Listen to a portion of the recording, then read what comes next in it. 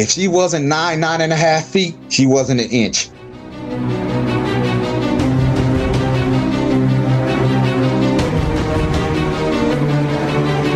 She looked right at me. She laid her ears back and growled.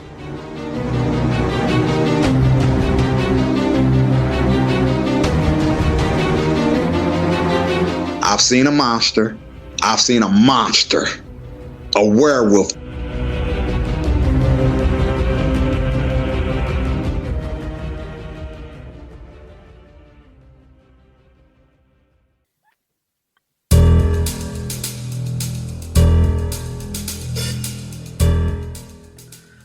Welcome back to the Cryptid Creatures podcast. I am Brian, and with me as always is my co-host Todd. What's up, buddy? How's your week been, man? It's been good so far, so good. So far, so good. Well, it's going to get better because when we drop this episode, we're going to be in Lexington, Kentucky at the Crypticon. We are going to be at the CryptidCon. For sure. Man, I'm excited for this. Me too. If you guys get this early Sunday and listen to it, come over and check us out at the Clarion Convention Center in Lexington, Kentucky. Sorry, if you're around that area. If you're in that area. But yeah, so that's coming up. Man, this episode, dude. Yeah, this one, wow. This guy, he's a great speaker, Roy. Yep. And, you know, of course, my favorite kind of encounter, the Dogman. Yeah, the Dogman. Or the Rougarou. The Rougarou. Because this was in Louisiana. This was Louisiana. God, these things scare the shit out of me. This is just a crazy encounter. And Roy's a great storyteller. So yeah, he is. He's a good one. I like it. It's going to be good. It's going to be a good one. So anyway, guys, appreciate the listens. We won't waste any more time. Let's bring Roy on. You ready? Let's get him. All right, here we go. Roy, welcome to the show, man. Hi, Todd. Hi, Brian. How you guys doing? Thanks for having me. Real good. We're happy you're here. Well, hopefully this is the last time you'll have some old chocolate on the show to show you members. So that's all right. Well, so Roy, we saw you on an episode of These Woods Are Haunted, and your encounter really amazed us, and we wanted to get you on here and hear your encounter, have you tell it on our show, and we're really excited because your encounter is very intriguing and very awesome sounding. So, how old were you when this encounter happened, Roy? 21. Okay. And where I were was you? 21 years old. Where were you living at the time? I had left from Nebraska and went to. Well, let me tell you how it happened. Yeah, why don't you go ahead and just tell your story? Yeah, just get into it. We're listening. Well, I was actually living with my cousin and his mom and another cousin. Normally, you would call your cousin's mom your aunt, but because of her age, she's not trying to hear that. So I just called her by her first name. So she's going to be Pat, and that's it. But Pat allowed me to move into the house at 16. That's when I decided I knew everything. My mother and my father couldn't tell me nothing. I'm ready to be my own man. Well, you guys know when you take that route, you've learned the hard way. And I did, but every lesson worth learning is worth learning. So I learned that. But she came in home from work one day and she said, we're going to have a family meeting. Usually when that happens, somebody didn't do a chore. Without a doubt, you cut the grass, sweep the floor, wash the dishes, do some laundry. You didn't do something. Now we got to sit at the table and everybody going to get fussed at. Well, that's not what she talked to us about. She actually was sitting us down to inform us that within a couple of weeks, she was going to be moving to New Orleans, Louisiana. And she was going to leave us in the house. Me, an 18-year-old boy, a 16-year-old boy, and a 15-year-old boy. Every teenage boy's dream. 3-bedroom house, full basement, 2-car garage, no parents. Yeah, no kidding. It just brings back memories. I'm sorry, but so we had this conversation, and we was looking at, me and my cousin looked at us like, wait a minute, what we gonna do when you gone? And she said, I'm leaving the house in my name, so y'all got somewhere to stay. I didn't think about it till years later that my aunt is about to leave her 16-year-old and 14-year-old son in Nebraska, and she's moving away. In today's world, that's not considered a good parent. But I'm not going to say that about her. I'm just saying in today's world. So she called me in the kitchen after we had this conversation. She said, could you help me drive to Louisiana and unload the U-Haul? And I'll put you on a Continental Trailways was still in existence. And she said, I'll put you on a Continental Trailways back to Nebraska. You think you can help me drive? I'm like, yeah, in the summertime, I got nothing else to do. But also, I was going through a breakup with my first serious relationship, a little bit more than 2 years. And, I was dealing with it, but it still bothered me, young, first time I really understood what love meant. So getting out of town would have did me good at that time. So I'm like, okay, I'll go. So we left the following week instead of 2 weeks, packed up the house and left. Drove to Louisiana. It took 35 hours. That was a long drive. That's a long drive. But we got there, unloaded the beds, took them up. We just crashed and then finished unloading the U-Haul the next day. When turned that in, and she's like, okay, I'm going to give you a tour of the city. You see go get you some good food. I've been in Nebraska all my life. Little bitty Omaha. You don't have blackened catfish there. Shrimp, 99 cents a pound. All this seafood you can get cheap. And then not to mention New Orleans cooking. Oh, man. Yeah, the best. Man. So she took me to a restaurant. We ate and we was talking. And later on that evening, we went down to the French Quarters. As soon as I got there 2 minutes later, I'm not trying to go back to Nebraska. I got people walking up and down the street drinking. You got these clubs you can go into. The cops is not harassing you. Yep. Everybody having a good time. I'm like, if you did that in Nebraska, you're going to at least be in the drunk tank overnight. So I'm staying. I want to stay. And she asked me, are you sure this is what you want to do? She said, well, aren't you still going to go to school? I'm like, I can do that down here. I graduated high school. I'm getting prepped to go to college. She said, well, if you're going to stay with me, you're going to have to help pay the bills. I can get a job. I can do both of them, Pat. Why can't do both of them? I just want to stay. So that was our agreement, and that's what I did. Within 8 days, I secured a job at this clothing store called Chess King. A lot of people will remember Chess King. I mean, back in the 80s, the late 70s. Oh, yeah. If there was a look you wanted to get, you went to Chess King. If you want to look like the flock of seagulls, you come to Chess King. You want to look like Michael Jackson, you come to the Chess King. Chess King. So it was mainly, yes, sir. It was mainly a men's clothing store, but we did have a small department for women. So I'm in the store, my 9th day, and this girl came in.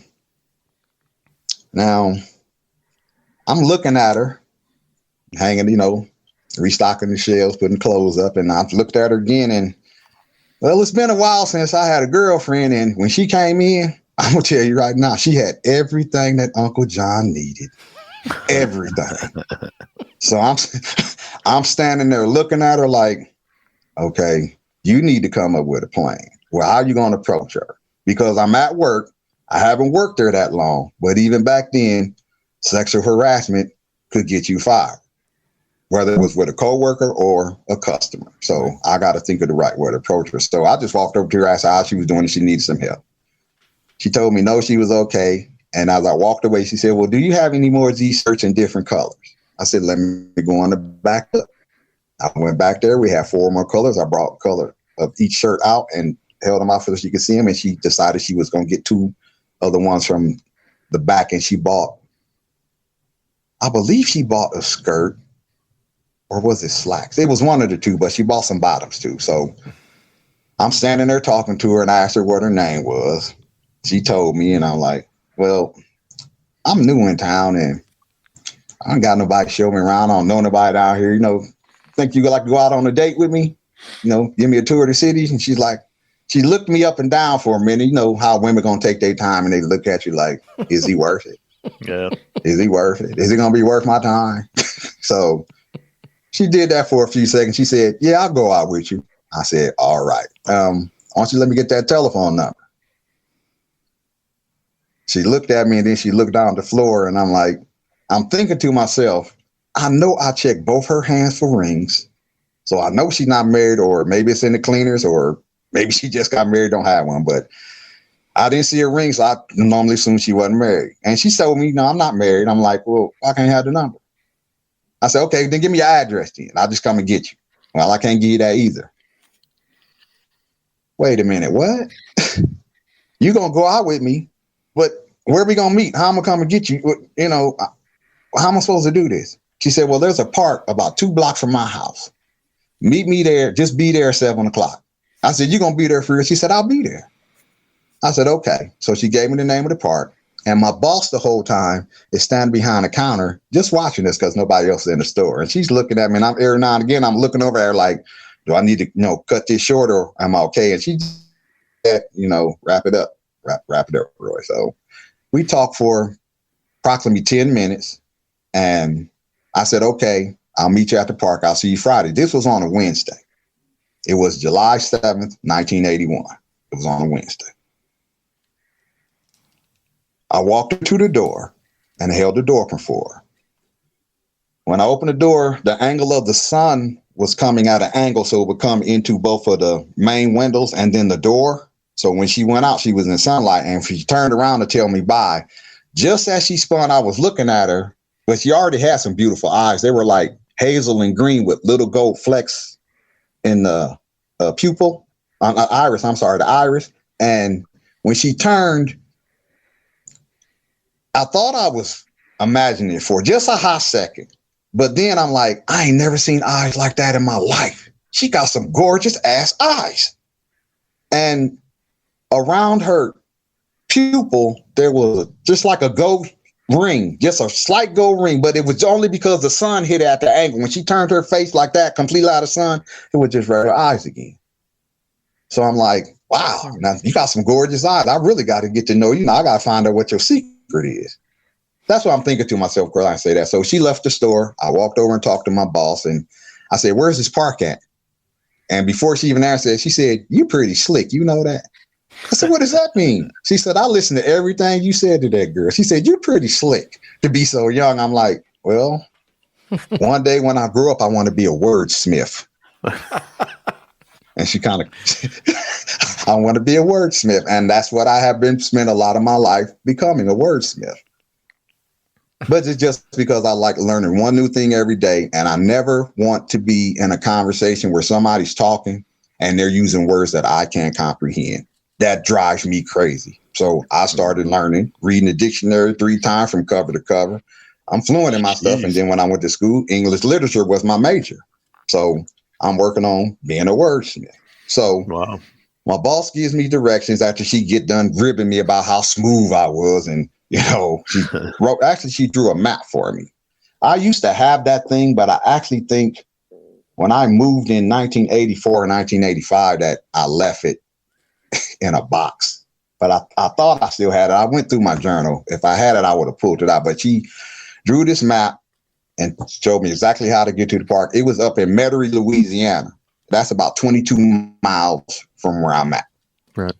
So Thursday come and go, Friday come, I'm excited. It's Friday. I got a date tonight with a beautiful woman. It's Friday. I'm feeling pretty good. 5 o'clock come, I'm going to get off. I don't have to go home and get clothes. I work at a clothing store. So I just bought my outfit I was going to wear on the date that night right here at the store. So I left out of there about 5:20, 5:30, and I arrived at the park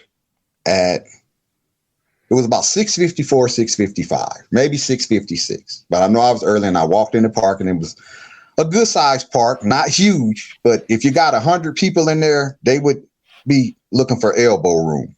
But it had a basketball court with a tin roof over it. A lot of outside courts in Louisiana do just simply because of the amount it rains. And it never sprinkles. It just comes down either sideways or in buckets. You never get that bloop, bloop, bloop warning where you can run or you're going to get wet. So it wasn't raining that night, of course, but it was my guys playing, and there were some guys sitting on the 3-tier bleachers that they have on. That's what they had around the park. So there's people sitting on there spaced out. So I sat down on one end, and I'm sitting there waiting, looked at my watch. Okay, it's 7:01. I'm good.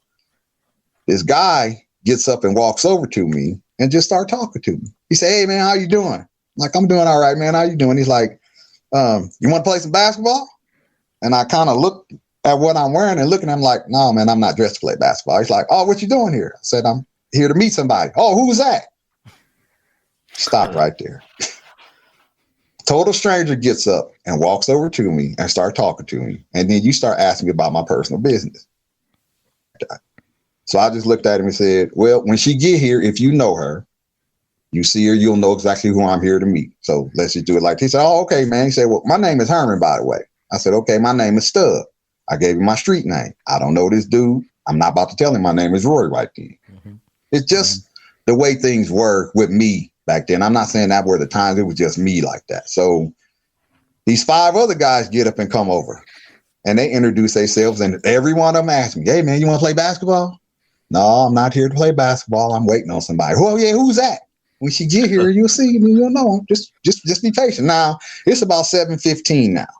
And they went and played basketball. And I'm sitting there and I'm watching them play and I'm checking my watch. Okay, 7:30 come and go. 7:45 come and go. Started getting that feeling in my solar plexus. You're going to be by yourself tonight, Roy. She's not coming. Mm-hmm. So 8 o'clock came. I got up and I'm like, okay, where can I go? The only place I really need to go is down in the quarters. But I got to drive all the way back down to New Orleans to do it. So the guy said, hey, man, what you going to do? You leaving? Where's your date? You got stood up? You know, stuff like that. I'm like, all right, I'm going to stay and play basketball with y'all, which I did. I went in the bathroom. Well, let me back up because I'm a fisherman, too. So I always keep a fishing pole and a small tackle box in the trunk of my car. And I had that in my car. But I also keep a change of clothes because you never know when you're driving, you're going to see a body of water that's begging for you to fish it. So and I had some tennis shoes in there, too. So I just went in the bathroom, changed clothes in the bathroom, put my clothes in the car, and I came out there and played basketball with them. Now, I'm going to stop right here because I got to back up for just a tick. The car that I had at the time was a 1978 Monte Carlo. I had got it that Thursday. Crushed velour seats. It was copper with a half Landau top, half white Landau top on it. Nice. Mm-hmm. That's my baby. Yeah, nice car. So I pulled that up to the park and I got out. Now we played basketball. I'm going to get back to where I was at for the next 4 hours because in Louisiana at this time, our outdoor basketball court, Monday through Thursday, the lights in the park will stay on until 9-10 o'clock. Friday and Saturday, they'll stay on until midnight. And then Sunday, they don't cut any power on at all. You just play by natural light until it get dark. So we played until midnight. Now, I've been playing basketball with these guys against them for 4 hours.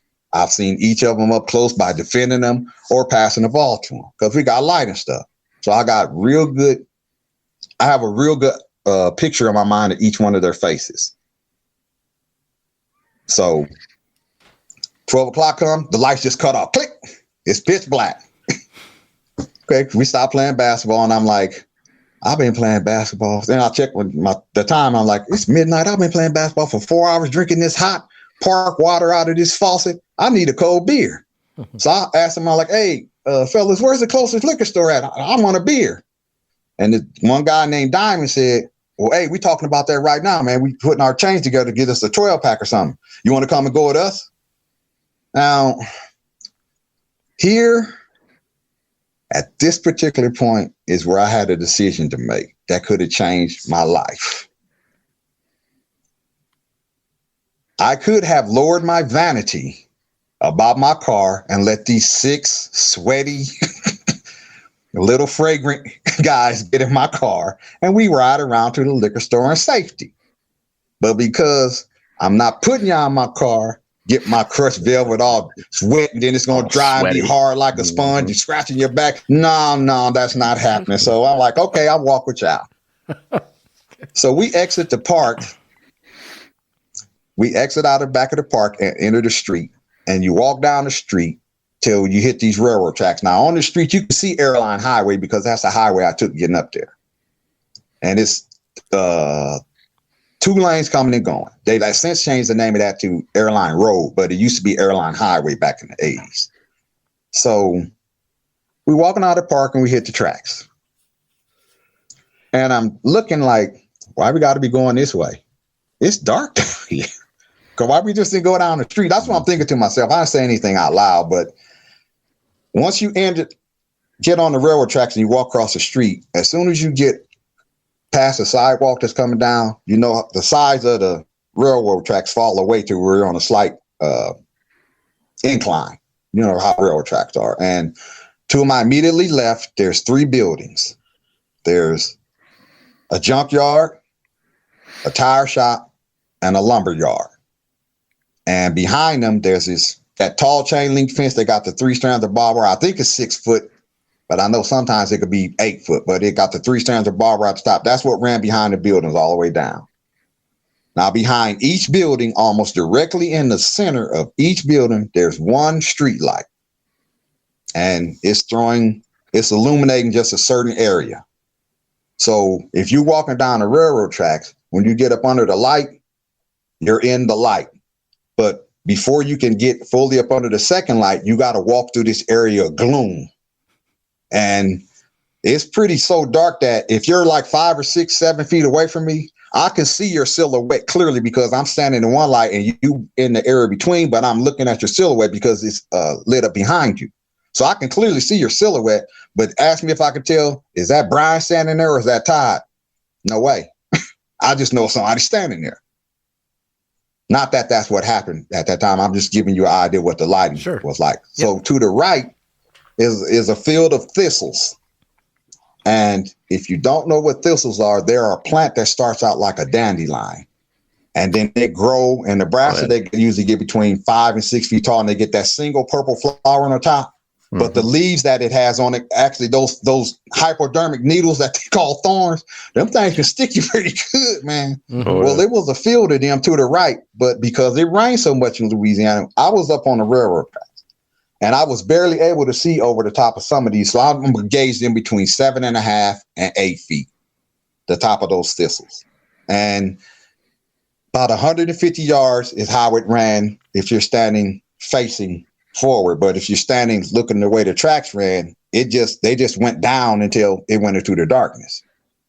And so I'm looking like, damn, this is kind of weird. It's dark out here, but let me go at the fellas. I'm with them. I figured if they was going to do something to me, they was going to get me or they was going to try, but I just didn't get that feeling from them. I mean, I talked to them. They just seemed like young, everyday, average people that was trying to make it however they could. You know, they ain't trying to rob nobody, sell drugs, playing basketball. Maybe you got a part-time job or something. Maybe you don't have a job. You look for a job. Just regular dudes that's what I felt. So we walking down the railroad tracks, and the order that we're in is there's 3 in the front, 2 in the middle, and me and Herman are bringing up the rear. So I think we were almost under the first light, and Herman started asking me questions. He said, "Hey man, let me ask you something." I was like, "What's that?" He said, "When you got a newborn baby," he said, "how much do they eat?" I said, "Usually about 2-3 ounces." He's like, "Oh." He said, "Then what you do when they get done eating?" I said, "You got to burp them, get that air bubble out of them." And I kind of cocked my eyebrow like, what? But I'm like, okay, maybe he just wanted to know that particular question. Maybe it was a joke or something. So anyway, then he asked me, "Well, if the baby gets sick, what do I do?" You got to find out what's wrong with him. He's like, "Well, how do I do that?" And I just kind of looked at him like, dude, you have to figure out what's wrong with the baby. If they got a fever, colicky, constipated, whatever. You got to figure out what's wrong with him. Mm-hmm. So I'm starting to wonder, really, like, why is he asking me these questions? And then he asked me, he said, "Well, how often do you have to change them?" "As needed." He said, "Well, what does that mean? When you smell it, that means you got to change it." Now, I asked him after that, I said, "Okay, man, why are you asking me all these questions about kids?" Because I'm starting to think, are you trying to set up for some nefarious purposes? Or, I don't know why he's asking me this. He said, oh man, he said, "I know I probably freaked you out, didn't I?" I'm like, "A little bit." He said, "Well, my girl is about to have our first baby, and he's going to be here either this week or next week." He said, "And I'm scared to death, Roy." He said, "Man, I don't know nothing about being no father." He said, but I don't want to fail. He said, but I don't know how to succeed. Now, I'm not speaking exactly what he said. I'm, putting mine in. And I told him, I'm like, well, you know what? First thing I need you to do is take a deep breath. And he said, now what? I'm like, and now it begins. He said, what? I'm like, to start the beginning to the change of your life for the next 18 years. I said, but don't be afraid. Look at it as a journey you're about to go on that you actually get to have more than 50% control of. You get to raise a child. You get to instill good values or bad values in them. You can help them with their schoolwork there's all kinds of things you can do, but you're going to be a father, man. The first thing you need to do is learn how to love your child and be a father to them. Don't get her pregnant and then leave her. She's 3 or 4 months. And evidently that wasn't what he was going to do because she was really close to giving birth. So he thanked me and he's like, man, I'm still scared. I'm like, talk to your mama, talk to your grandmother. Now, what I didn't tell him is at this time, I was already a dad at 16. So I did know some things, but I was by no means an expert, not like I am now. And I'm still not an expert. But he thanked me and I'm looking around as we talk. And then he said, did you see something? I said, no, man, I'm just looking around because the dudes had, the other fellas had walked down the track a little bit, when they didn't hear us because there's those white rocks on the railroad track. So, when you're walking, it's crunch, crunch, crunch, crunch. Mm-hmm. So imagine 7 sets of feet crunching down the railroad track. You're not going to be able to hear a lot of noises that are lower than that sound. But I could hear cars going up and down Airline Highway because they're just on the other side of this building. They might be 50 feet away. Well, maybe a little bit further side of the building, but it's close enough to run to if you get the opportunity. At least that's what I was thinking if something happened. So I just was looking around. He said, did you see something? I'm like, no. I said, why you ask me that? He said, well, it's a black dog that stay in his junkyard right here. He said, it's a big black one too. He said, I think he's half Rottweiler and Labrador, half Rottweiler and German Shepherd. He said, but he big, man. He said, but sometime he get out and if he see us walking down the track, he gonna run up at you. He said, just pick up some rocks and start throwing them at him and hollering. He'll pump his brakes and then turn and go off, but he gonna still bark. I'm like, but he ain't gonna try to bite me. He's like, well, he's a dog, but usually if you throw rocks at him, it usually work. I'm like, okay. So we're walking down the tracks. Now we're in that area, that first area of gloom between the first 2 lights. And I'm looking around, man, we just still walking. And I turn my head to the right because on the other side of this thistle field, you can actually see houses. It's the back of them. Some of them got the back porch light on, but you can still see the outline of the houses. So there's people right where we're at. We're in the city. We're not in the forest. We're not on the outskirts of town. We're in the city. And I turned my head and was looking that way, and I seen something black come out of the thistles. But I didn't clearly see what it was. It was like, did you see my hand? That's what I saw. Just a blur. And my first instinct was to get out of Dodge. Now, to me, that really didn't make that much sense at that time because, as I said, I'm 21 years old. I'm in my prime condition. I can bench 350 pounds. I can squat 500 pounds. And I run a 4.340. So when I get ready to get out of town, I'm going. And I'm going fast. I took maybe 4 or 5 steps and I heard what sound like a body. Well, I ain't gonna say body, but when somebody fall on rocks and they slide a little bit, you hear that boom. Mm-hmm. That's what I heard. And the next thing I know, I'm about to hit that stance while I lean into it and I hear, don't leave me. But I've never heard somebody say, don't leave me like that. Never. I think you could have been getting skinned alive and you still wouldn't be able to put that inflection in that voice when you say, don't leave me. It wasn't don't leave me, Roy. It wasn't don't leave me, fellas. It was don't leave me. But what I heard in his voice made me stop. Because I'm thinking that was that damn dog that came out of them thistles and it's getting ready to maul Herman. He'd either tripped and fell or it tripped him, but it's that damn dog. I can't leave this dude to let him get chewed up by this dog. Even though I really didn't owe him that. I just met him that night. I don't, and that's not trying to sound like I'm not a good guy or anything like that. I'm just saying, if you really look at it, I didn't owe him that. I could have kept running, and it is what it is. But that's not what I did. So I pumped my brakes and I slid a little bit on the rocks and I spun around. And as I'm turning, I bent down and I scooped up 2 handfuls of rocks. I got one cocked back to throw and I got the other one ready. And I ran forward 4 steps and I opened my mouth to, get out of here, get off of him.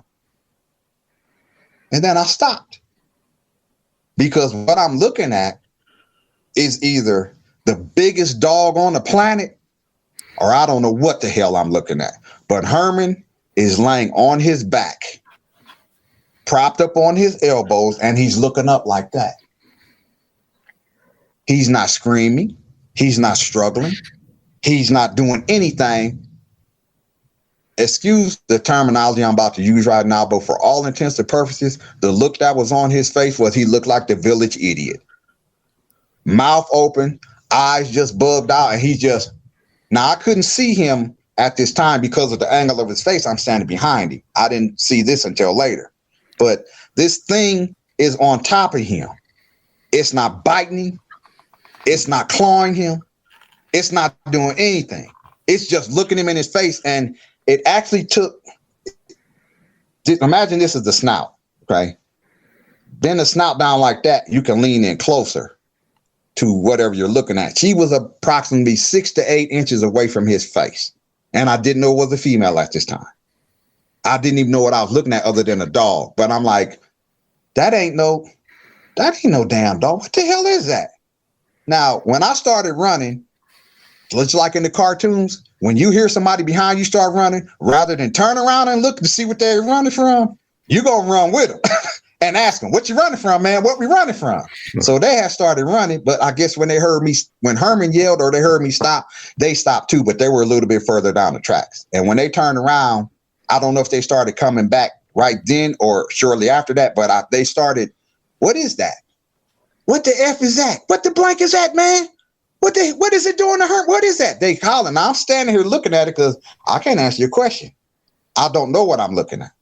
I just know it's big and I see a dog head with ears. And then as I'm looking at it, I'm like, wait, are those shoulders? But because of the lighting, I could see a good silhouette, but nothing in detail. Not even Herman. I mean, I knew what Herman looked like, and he had this white T-shirt on. I actually had somebody sketched it for me, and that's now my profile picture on my Facebook page. But the guy sketched it, and that's exactly how it was. He had the coloring a little wrong. It should have been blacker, but for all intents and purposes, that's how that particular situation played itself out when he drew the picture. But yeah, I've seen anyway, so okay. So as I'm looking at this, I hear somebody behind me say, "Don't shoot it." Wait, what? What? Now, I'm not going to turn around and look and see who said this. I'll just know I'm standing almost smack dab in the middle of the railroad tracks. And I'm assuming that because of where I was at, they had actually fanned out to the right and to the left so they could see around me. And hopefully one of them was to the right or the left and one standing directly behind me, hoping they were going to take a shot and hit that thing, over my shoulder or by my body. And he didn't shoot, thank God. But as soon as he said that, as soon as that dude said that, this thing stopped focusing on Herman and they raised his head and looked right at us. And I'm like, I'm all kind of stuff going through my head. I mean, like, what the fuck is that? What is that? And then it came forward 2 steps. And by the time it took that second step, the front 1/4, maybe a little bit more of his body was in the light where I could see. But as it was coming forward, imagine how a lion or a mountain lion or something is stalking its prey when they got that belly down on the ground. That slow, deliberate movement. It was kind of like that, but it never went down like belly on the ground. It just came out like walking on all fours, but it was moving, boom, boom, boom, kind of quick. But when it put its hand out into the light, where it came right out into the circle of light, I seen a hand. I didn't see no raccoon hand. The fingers might have looked like an older person, maybe with arthritis in the joints. But other than that, for all intents and purposes, it's a hand. And it's got 2.5, 3-inch claws coming off of each finger. And the hand is just like this, where you see my thumbs like that, and my 4 fingers are just like that. So I'm looking like, what in the blank is that? And the hand came down. Now the claws were curved like, hold on, I'm trying to find the camera, like that. They weren't wickedly curved like that, but they were curved like that, just enough so that when it put his hand down on the ground, the fingernails would hit the ground, but the very tip of the fingers wouldn't rest on the ground. But they were long, and her hand probably was about like that, 12, 13 inches from palm. Man. No, maybe, yeah, 12 from palm to middle fingertip, probably 12, 13 inches. Just the fingers. I mean, she could have reached out and grabbed my head and picked me up like that. Held me on display and everything. But I'm looking at this thing, and it was, when she was coming forward into the light, there was no internal eye glow. The only eye glow I seen was when she came into the light and her eyes caught the light that was available. That's when they glowed. And the color that best described me is a dead yellow. If you take that orange full moon and a white full moon and blend them, when you get to that perfect mix point, that's what the color of her eyes. And she had a black pupil right there. And I mean, she looked right at me. She looked right at me, but she looked at everybody else too. But she did one smooth motion, like, but it was just a slight hiccup, like, okay, see you. And then she went right back to focusing on the dude that had the gun. And she laid her ears back and growled. I stood right there and pissed on myself. And I'm not ashamed to say it. It wasn't very loud. It was almost like she didn't want anybody other than the people that were there to hear her. But I felt that in my body. I don't know if it hit me and went from my head down to my chest or came from my feet up to my chest. But I felt that. It was.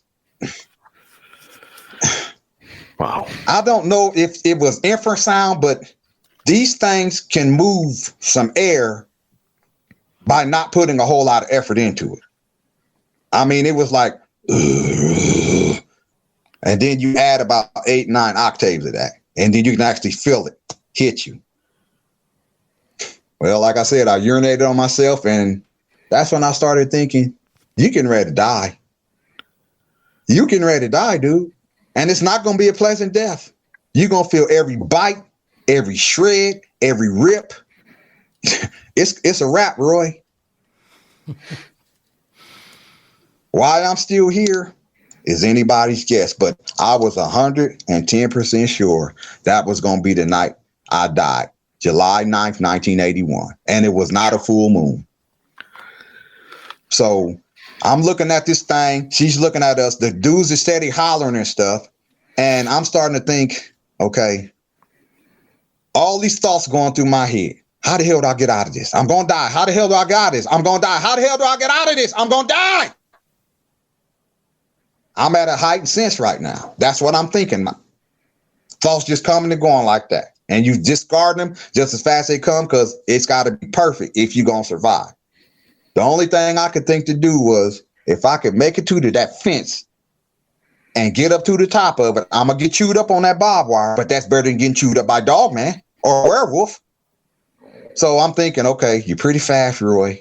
Kind of start to turn your feet in that direction. So when you go, just go. She evidently had stopped looking at me for a second, even though I was looking at her. But I stopped being able to hear the guys talking. I couldn't hear the cars on Airline Highway anymore. I actually couldn't. All I was hearing was this: boom, boom, boom, boom. Later on that night, as I sat down, when I was recounting what happened to me, I realized that was my heart beating in my ear so loud it drowned out every other noise. I was scared. I was scared out of my long johns. Oh yeah. No ifs, ands, odds, or buts. And I mean, at this time, there's no other man, woman, child on this earth that I'm afraid of having a physical confrontation with. Andre the Giant, bring him on.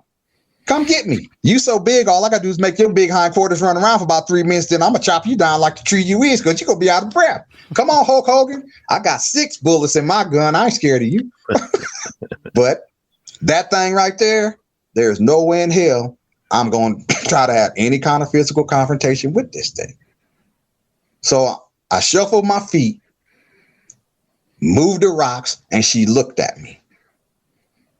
So what does Roy do then? He pisses his pants again. So now not only are both sides of my shorts wet, both of my Converse is soaking wet too. I'm like, now this was later on, of course, because I didn't care about that at that time. All I'm thinking is this. Either I'm lightening myself to get ready to really get out of Dodge and give her this extra weight, or I'm just getting myself ready to get ate. That was it. But she never made a move toward me. She came forward a little bit more into the light, maybe a half a step. Now, all this time when she first came into the light, when she came forward, her hindquarters were directly over Herman's face. So he could have been the one to tell you about the genitalia, if she had a tail, what her feet looked like. He would have been the one to ask that. But he's not trying to get up and get away. He's just laying in the same position. And she's basically ignoring him like, you're no threat. You're nothing. So as she's looking at me and I done urinate on myself again, here come the thoughts again. You're getting ready to die. Batman ain't coming. Superman ain't going to show up. What you going to do?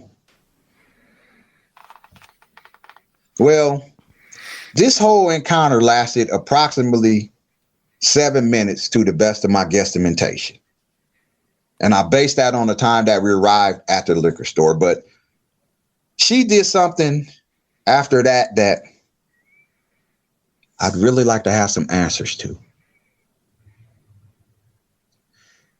If you've ever owned a dog that has fleas and they might be sitting next to you and you're petting them, and then they make that real quick move with the bite at the base of their tail or on their lower haunches, getting at that flea. It's a real quick move. They can go from just to have their head on your lap to whoop, and they down there biting. Well, she jerked like that. Not saying that she started biting at her haunches, and then she just jerked like something that hit her or got her attention. And she looked over and she stood up first. And that's when I got to see everything that I'm about to tell you now.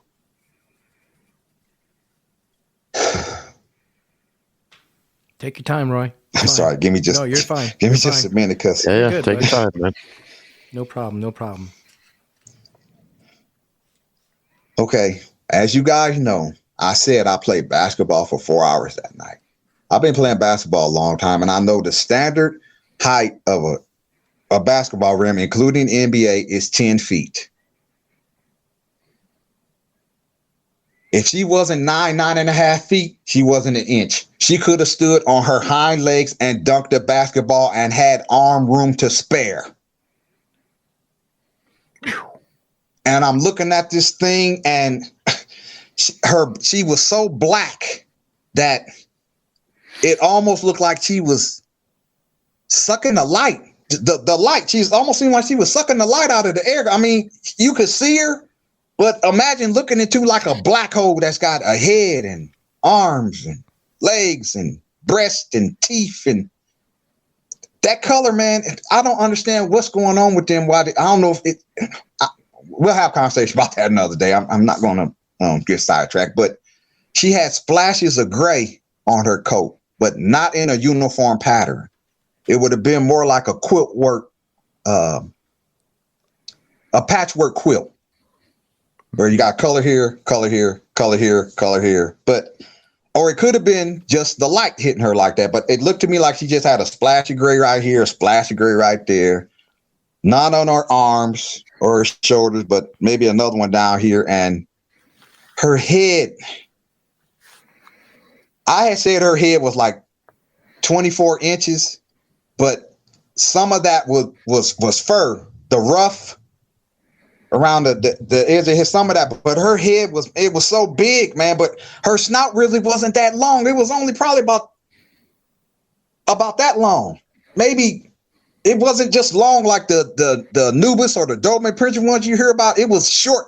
I guess if I was to compare it to a dog, the best description I could give would be Alaskan Malamute, because it was broad, but it wasn't real long. But she raised her jaws when that dude pointed that gun at her. Her canines, every bit as big as a male African lion, possibly a little bit bigger. Wow. I'm talking, man, they didn't hang out below her jaw like some of them I've seen pictures of, but she has some impressive dental work, man. I mean, but every teeth beyond that, even the ones between her canines, imagine a bear trap, how they interlock like that and fit. Even on the side, her teeth wasn't like dog's teeth where they're flat. All of them were cutting teeth, like to eat meat. They were all cutting teeth. It wasn't like a dog. I never seen shit like that. Oh, excuse my French. I never seen anything like that. You're fine. And I'm looking, but she never opened her mouth to where I could see her tongue or anything. She just raised her jaws and gave you that evil dog grin, like, yeah. Somebody gonna die tonight, and it's probably gonna be you pointing that gun at me, you idiot. What you gonna do with that pop gun? Now, I didn't hear any voices in my head or anything like that. I didn't hear and I never got to see her hind feet. I got to see her arms, her shoulders, and them breasts. I'm not perverted. Don't take it like that. But she had four breasts. They were sitting stacked like this. But on her, they weren't ginormous or anything. It almost, imagine a woman that wears a 36C bra and then put that dimensions on that animal, but increase it in size because of her size, but it would look like she wore a 36C cup. And don't ask me how I know that. I'm just giving you the best no, I get guesstimation I can. I get it. They weren't, and she wasn't nursing. Yeah, I've owned many dogs. Right. They were big enough for you to know that this was a female, not a male, obviously. Yes. Yeah. And I've had plenty of dogs in my life. Got one right now, it's a male. But I've had dogs that got pregnant and whelped. You know what their breasts look like, man, when they fill up with milk? They just look like bags. Mm-hmm. Sway, a slight breeze will get them swinging. With her, absolutely not. They look like the breasts that belong on a woman that goes to the gym at least 4 days a week just to tone, not to bulk up, just to tone and maintain her figure. I probably could have took my hand and slid it like that in between the bottom one and across the top of the front when it was about that much space in between. Not that I did that, but I'm looking at this thing and I'm taking everything in. And right now, I just want to say one thing about my father and the lesson that he taught me and my brothers and my sister. And that lesson is this. God gave you eyes, ears, a nose, and a mouth. Each one of them function individually, or you can use them together. But also, when God gave us this, he gave you your best video recording equipment. He gave you your best audio equipment. So my dad taught us that. If your eyes see something, that's what your eyes are seeing. Don't let your brain tell you or ask you, did I really just see that? That's what you saw. So until you get proof that that's not what you saw, go with what you saw. If that's what you heard, go with what you heard. So that's what I did when I was recording it to myself, but anything but my brain, what I was seeing. I just didn't realize that I was getting such a good look and will remember things that I had seen in such detail. But thank God for my journal. I'll never forget what I see. And I'm going to give you a little bit more details about what I saw. The gums in her mouth were black and pink.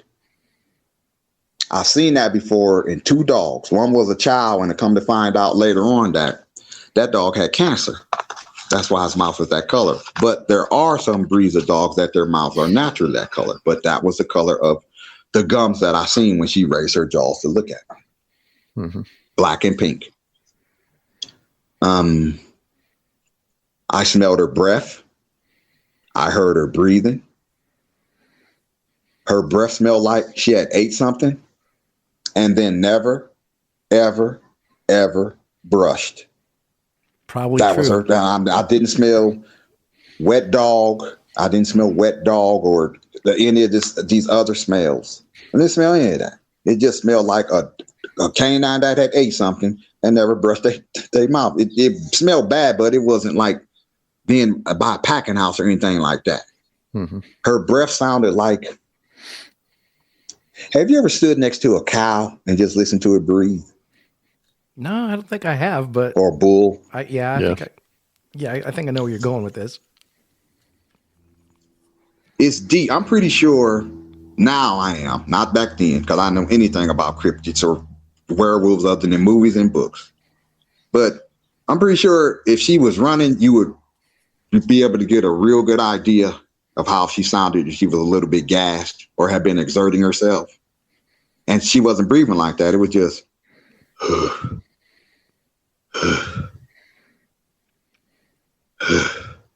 but because of the time that it lasted between when she inhaled and exhaled, they got some lung capacity. Well, They have some serious lung capacity. I'm not going to even attempt to begin to tell you what I think it could be because I'm not an expert on lungs, so I can't tell you that. But she wasn't loud. But here's the thing that really got me the most. When I finally got to see her in the lights and I was really got a chance to look at her, for her to come out of them thistles, why didn't she have all kind of debris in her fur? She actually looked like, when I seen her, every area that I seen, it actually looked like somebody had just got done brushing her. In another time, if I had seen her from 300 or 400 yards away through some binoculars, I'd have been like, that's a gorgeous creature. I don't know what the hell it is, but that's a beautiful creature. And she is built to do exactly whatever it is that she's supposed to do. And ain't nobody going to tell her she can't do this and that she can't do that, whatever that happens to be. So, like I said, I didn't get to see the hind feet. Claws, the talons were jet black. And they were probably, I'm not too good with the thickness on claws like that. So I'm going to say, how big would you say a claw of a blackberry is around? The claws, I don't know how big around a black bear's claw is, but them claws they're not flat like our nails. no. Hers were anyway. I can't speak for anyone else that I didn't see in person, but hers were like round coming out of her fingers. And one swipe, man, I'm just imagine one swipe. She could have opened me up from the rooter to the tutor. And everything that made Roy would have come spilling out.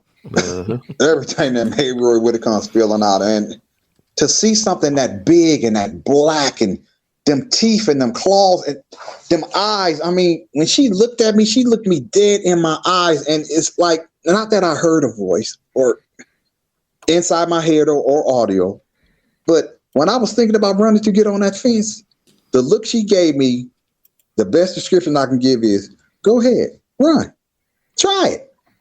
Go ahead, run. See how far you get. And that's when I urinated on myself again. That was the second time. And that's when I stopped because I guess I was out of faucet water. So she stood up. I didn't see a tail. I never said I seen a tail until this. When they put me in the dirt, I'm going to still say I never seen a tail because of how she was facing us.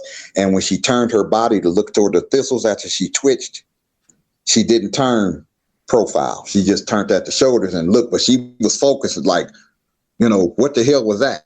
So when she did that, I took a chance to look in the direction that she was looking, and I saw 6 red lights. They were in a triangle formation. It was 2 in the middle, 2 to the left, and 2 to the right. If you're looking at them from an overhead view, they were in triangle formation. But they were only like 5-6 feet tall. They were back in the thistles about 60 feet, and it was so black back there that these lights, you could see them. Now, let me describe these lights to you because I've shared my encounter 4 times. And a lot of people seem to think that this was a female dogman on the tracks with pups. I clearly said I looked at her breast, and because of how many dogs I've owned and seen have puppies, she ain't had no puppies. She did not there with her. She had no pups with her because she was not nursing. Those breasts were too firm. They would have been full of milk, which means they would have been flapping. That's not the case. When she stood up, they gave a slight little jiggle like Jello does and then stopped. And she looked over in them thistles, and I took a few seconds. I looked and I was like, what the fuck is that? Excuse my French. And then I immediately started focusing on her. She slightly flexed her hind legs, and then she jumped off them railroad tracks and landed about 18 to 20 feet in them thistles. And when she hit the ground running, and she was headed directly toward them lights. This is what one of the top 3 things about this encounter that freaked me out. She was going so fast that when she laid them thistles down, they popped right back up like they had never been damaged. Now, she had to be on all 4s because I didn't see her head. But to the best guesstimation of speed, she would have been traveling about 55 or 60 miles an hour when she hit the ground within 3 strides. Now, you could see the thistles falling, and they was popping right back up. I watched it for approximately 4 seconds, and then I immediately ran, and Herman, you okay, Herman? You okay? Herman, man, you all right? Herman does respond. And this is when I see he got that village idiot look on his face. He got a little bit of drool coming out his mouth. Good. I'm grabbing him, trying to pull him up. His body is like a bag of some cooked noodles. He's not helping at all. So we get him up. The other guys come running up and, Herman, you all right? He's not responding. I'm like, okay, it's time. We got to get the hell out of here. Let's just take Herman with us. Now, why they decided to do this, I'll never know. Because it seemed to me like we should have went back to the park. That would have been closer. But they said, no, man, let's go down here to the liquor store because it's closer. Now, they claimed we was taking a shortcut. And if we had to took the surface street, it would have took us probably about 30 minutes to get to the liquor store, and they would have been closed by the time we got there. So we walking further down the tracks past that 3rd light, dragging Herman. Every now and again, he'll put his foot down to kind of help us. Everybody's on high alert looking around, and we talking.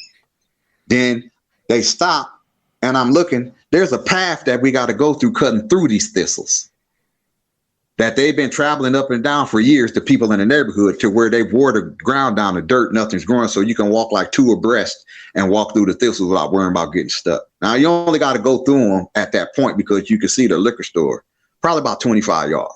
I didn't know they that thin down like that from where we had been further up the tracks. And I'm looking like, damn it, I should have went back when we was up there where that thing came. But I'm with the herd now, and I'm not leaving. Because one thing I know is this: I'm faster than at least 4 of the guys that I'm with. I'm going to make it through them thistles before they going to get through it, come hell or high water. But I'm not going to leave Herman because I'm committed now. I went back for him. I didn't run off and leave him. I'm going to try to see this through. Even though I got urine pants and urine white Converse on that now are probably yellow on the inside, but that's what I'm wearing. And we walking, we get to the back of the liquor store. We get around the side, we get to the front. Thank God we in light. We can see all around us. Thank God we in the light. Sit Herman down on this little ledge that borders the window to the liquor store that had a little lip on it. I sat him down on that, but I had to keep my hand in his chest to keep him pressed against the glass, because if I had let him go, he would probably face plant it right there. So I'm holding him and 3 guys going, Diamond, Little Bit, and Shorty Mac. They went inside the store. And all of them start talking at once. Now, when we get to the liquor store, it's about 12:53. That's why I'm saying the encounter took that long, because we exited the park By the time they got done counting up money and steady flicking the lighter so dude could count the change, make sure Herman had gave him exactly $2 for his part of the beer. Yeah, we in the park like that. So it was about 12:33, not 12, quite 12:35 yet. And with as slow as we were moving, dragging him, it cost us a little bit more time. So we got to the liquor store about 7 minutes before it's supposed to close. But these dudes is in there talking to him, and this is what it sounds like. Hey man, can you call the police? There's a monster out in the back. Can you call me? Everybody talking at once. There's a monster out there. We just seen the monster. Look what they did to my friend. But everybody's talking at once, and this dude is doing this. Just looking at him. Like, what? After about 2 minutes of that, I seen him raise his hand like that. He said, you got 5 minutes. Make your selections. Come up here and pay for them. So I can ring you out. I'm getting ready to close up. No, man, you don't understand. You don't understand. There's a monster back there. It's a monster back there. This thing is back there, man. It's a werewolf. We seen a werewolf. Yeah, right. I don't know what y'all been smoking. I don't know what y'all shot up. I don't know what y'all was sniffing. Make your selections. Come up here and pay for them and leave my store. Or leave my store. I don't have time for this bullshit. I'm tired. I'm ready to go home and do all that stuff. They looking at him like, I can't believe this fool won't believe us. I can't believe he won't believe it. Not me. Them, that's how they're looking at him. So finally, they's like, well, whatever, man, we gonna leave then. Diamond was the last one to come out the door, and he turned while the door was open and said to the dude, man, is that your car parked in the back? He said, yeah. He said, do us a favor. At least move your car from the back of that building away from them thistles to the front so you ain't got to go out there in the back of that store, man, by yourself because it's a monster back there. Yeah, right, whatever. Have a good night. And he closed, pushed him out the store, closed the door, locked it. And I'm like, man, come here. Hold Herman. Let me go talk to him. So he come over and he takes over on Herman. I go over to the door and I'm not, I'm doing like this. Hey, come here. He's like, no, I'm done. And he walked around the corner, pulled the cash drawer out the register, and he started closing out his drawer. And I'm tapping on the glass like, hey, man, just come here for a minute. Just let me use the phone. And he did that. Go away. I'm closed. Okay, sure, you're right. So while I'm talking with him, I'm hearing the other guys talk. And I hear a little bit say, what is this white stuff in Herman's hair? What's this white stuff in his hair, man? Now, we were walking on these right rocks, and I'm thinking when hearing him, okay, he might have fell when he slid and put his head down on the rocks and got some of that white chalk on him. But he's rubbing. So finally, when the dude told me, go away, I walked down there and I'm like squeezing. I'm like, let me see what y'all talking about. And I'm looking at Herman. He's got a white spot on his head right here. I played basketball with this young man for 4 hours. I talked with him when he wasn't playing basketball from a little bit after 7 until I decided to play basketball with him. He sat right next to me. His head was completely black. Completely. So I'm thinking, like my grandmother said, sometimes you got to put some methylate on it. She calls spit methylate. Don't ask me why. But I licked my thumb and I started rubbing in his head. The white stuff didn't go away. I licked my finger again and started rubbing in another spot. No change. So I took my fingers and parted his hair down to his scalp. That white circle went all the way down to his scalp. I stood there and I looked at him for a hot second and said, I didn't know what to make of that. I had never heard of that at that time or anything. I don't even think I seen a movie where that happened. But now we got to get going. So now we got to take the long way around because the devil can show up in a blue dress. I'm not going back around that building and go back up them railroad tracks. That's not happening. So it takes us approximately 45 minutes to drag Herman, half carry Herman, all the way back to the park, and we're going down through the neighborhood. Any sound we heard that didn't sound like a car passing by, we stopped immediately. Everybody facing in different directions looking. But in between that, we talking. What the fuck was that thing, man? It was a werewolf, man. It was a werewolf. Yeah, but did you see it was a female? And Diamond, he kept saying it had titties. It had titties, man. That thing had titties. And I'm like, yeah, I seen that. He was like, man, what was that? I said, it was a monster. A werewolf is what we seen. So fast forward 40 minutes. After walking, we come to the park, go through the park, exit the other side, and go right across the street. And Herman's house is the second house from the corner. We go up in his yard. I set him down on the porch and put my hand against him to press him up against the railing. Same three guys that went in the store was the same three guys that ran up on the porch. One was banging on the window, one was banging on the door, and the other dude was standing there ringing the doorbell. Penny, penny, penny, penny. Herman's mother wakes up. It's almost 2 a.m. She gets up and comes to the door. Who the hell is that knocking on my door like that? Like y'all the police. What the hell is going on? And of course, she got her night clothes on. I've never met this woman before.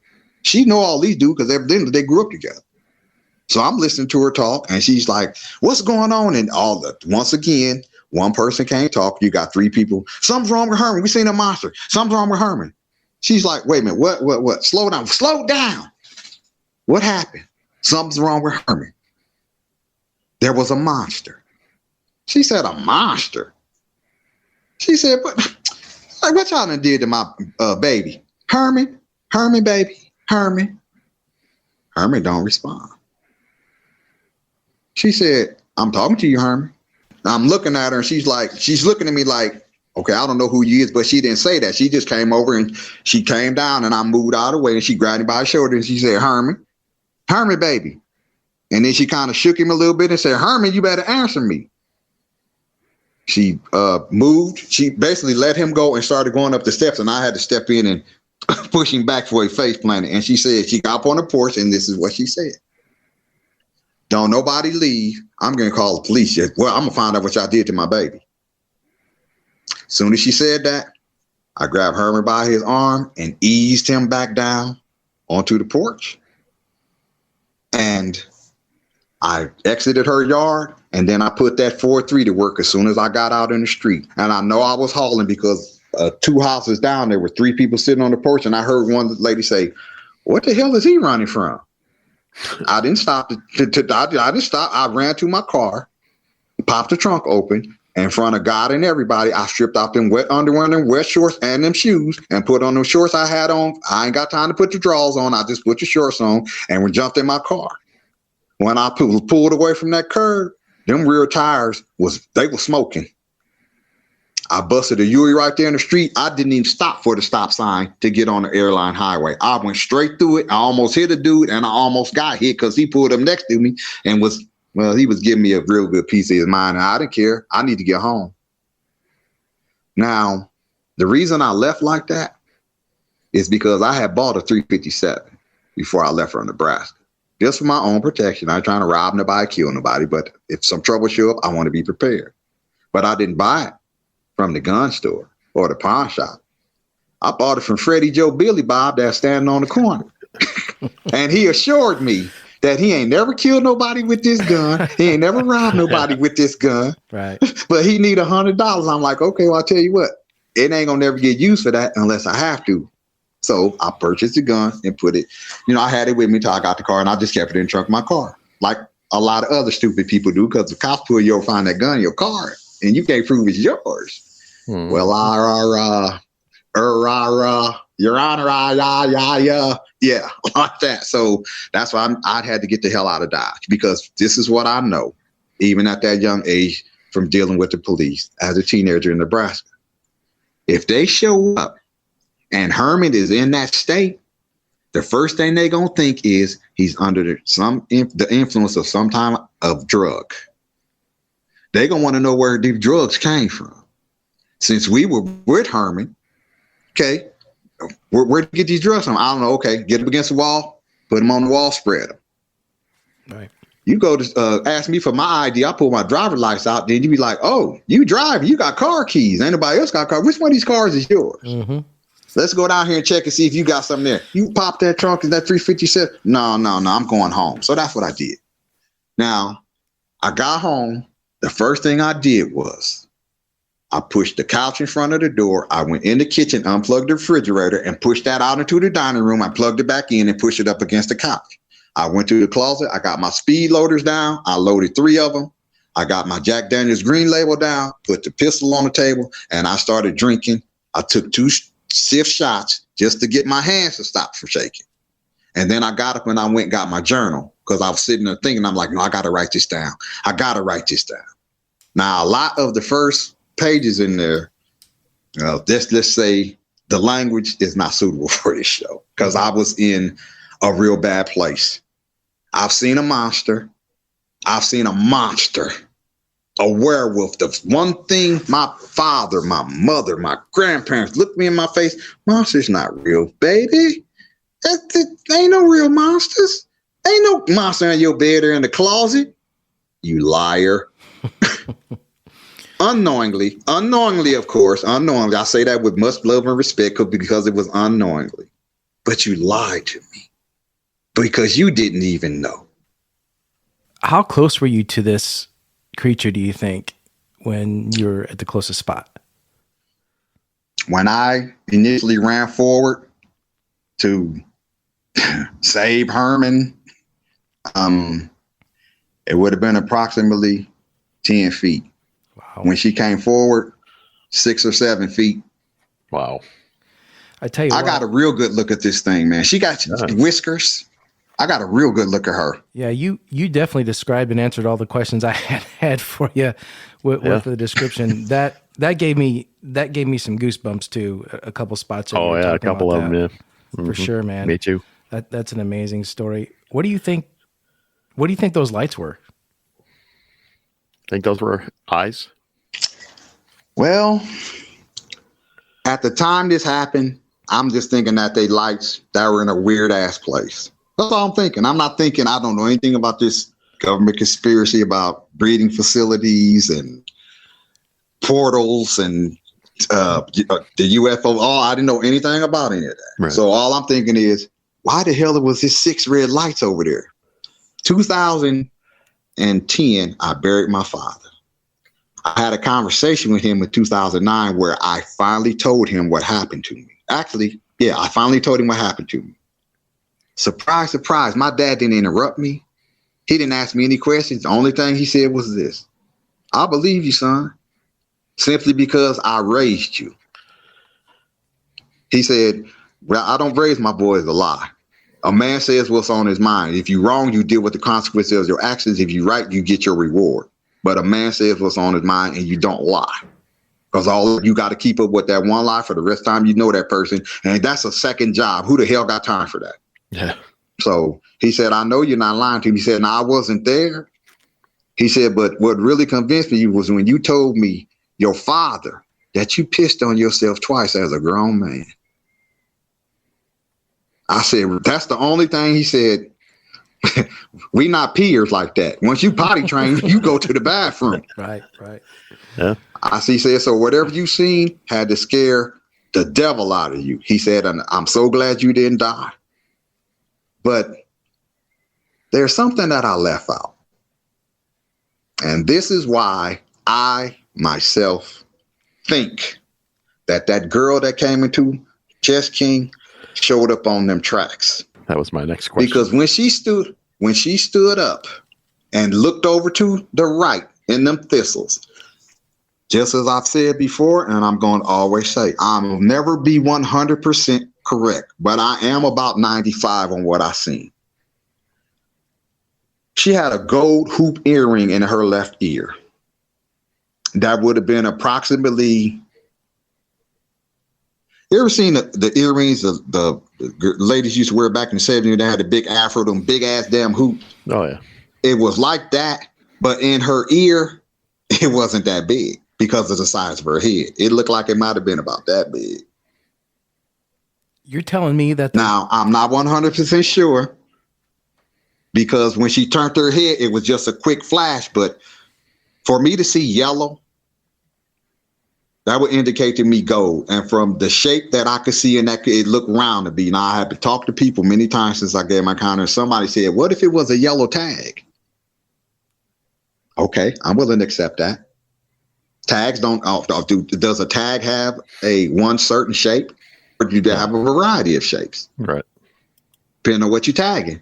So that's all I know about that. And I tell you what, Roy. Poor Herman. Yeah, poor Herman for sure. Poor Herman. That guy's probably still messed up. Did he ever recover? That you know of? That thing actually killed Herman. No kidding. She just didn't do it that night. Right. But she killed him for sure that night. But she just didn't physically do it that night. Right. But I found out what happened to him, but we'll save that for later because I had to do some research to find that out. And when I found out what happened to him, I literally broke down and cried like I was a baby because nobody should have to live their life like that. Wow. No one. Yeah. And it literally made, when I think about him sometimes, I get my tissues out, or if I feel it's going to be a pretty good storm, I just break out the paper towels. But I feel for that dude. Yeah. I really do, because if that had been me, I would have been praying God to just take me now.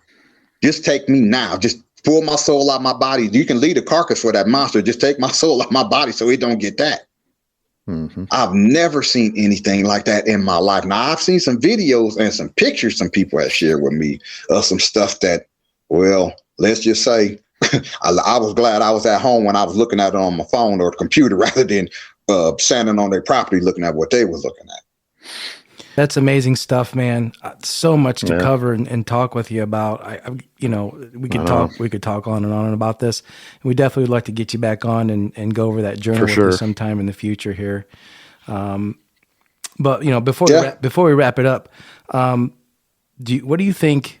What do you think this thing was? Do you think it was a flesh and blood creature? Do you think it was a spiritual thing, alien? What's your opinion on it, looking back at this time? Well, I did never go back to that spot to check for tracks. And I'm never going back. Never, ever, ever, ever. Even though the area is different now, I have researched it. They changed that area quite a bit, but I'm never going back there. But what I think that was is this. Everything your parents tell you don't exist. Everything your girlfriend make fun of you about when you tell her you was out driving an 18-wheeler and seen something run across the road and described it. The worst nightmare that you could ever think. I think that was that girl. Now, I know a lot of people gonna be like, man, no way, no way, no way. So to them, I'm gonna say this. You don't have to believe that. That's what I believe. The only thing I ask you to do is this. Prove to me that she wasn't that thing. Right. That's all I ask for you. Prove to me that she wasn't that thing. I've been stood up before, not before then, but I've been stood up since then. But she had the number to the store. I gave her the number to my house. She never came back in the store, and she never contacted me.